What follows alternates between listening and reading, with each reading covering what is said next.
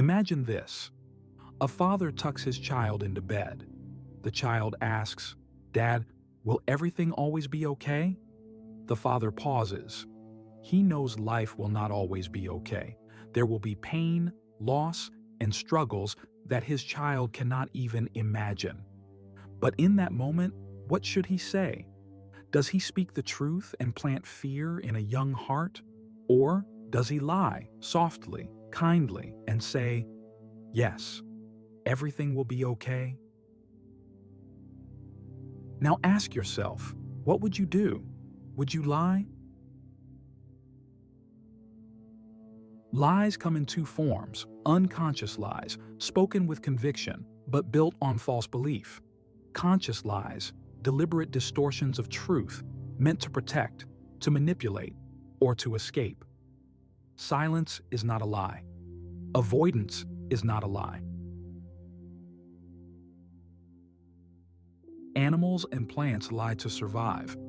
But humans, we lie knowing the cost, knowing the risk of exposure. And still, we do it.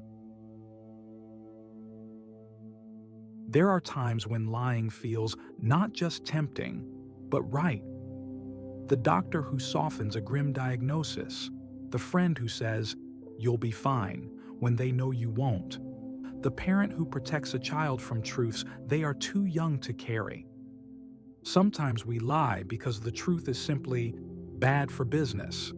Imagine a politician telling the whole truth during elections. The silence would be louder than the applause. Lies can shield, they can soothe. But with every lie comes the danger of crossing a line when you no longer remember where the lie ends and reality begins.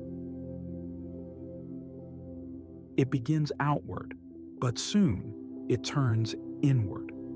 We lie to ourselves more than we admit. A man tells himself for years that he loves his work, only to wake up one day crushed by regret. A woman convinces herself she is loved, until one betrayal tears the veil away. Self-deception is the cruelest lie because you become both the liar and the victim. We lie to protect ourselves from truths we are not ready to face. But every self-deception postpones clarity and steals the chance to grow. This is why truth matters. Truth is not optional, it is a virtue, because truth grounds us. Because truth, even when painful, opens the path forward. Because lies may give comfort for a night, but truth is the only thing that can build a life that lasts. That does not mean lying is always evil. Sometimes it is necessary, but it must never replace the pursuit of truth. Society, however, has made lying into an art form.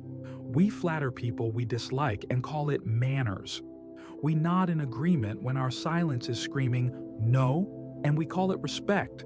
We shape our words to fit the room, not because it is honest, but because it is safe. The truth is, we don't just practice manners, we rehearse them, like actors in a play where no one remembers who wrote the script. This is what conformity does. It makes us complicit in social lies, because to break them is to risk exclusion. And yet, real manners are not about deception. They are about balance, respecting others without erasing yourself. True respect is not bowing to lies. It is speaking truth without cruelty, refusing to let courtesy become conformity.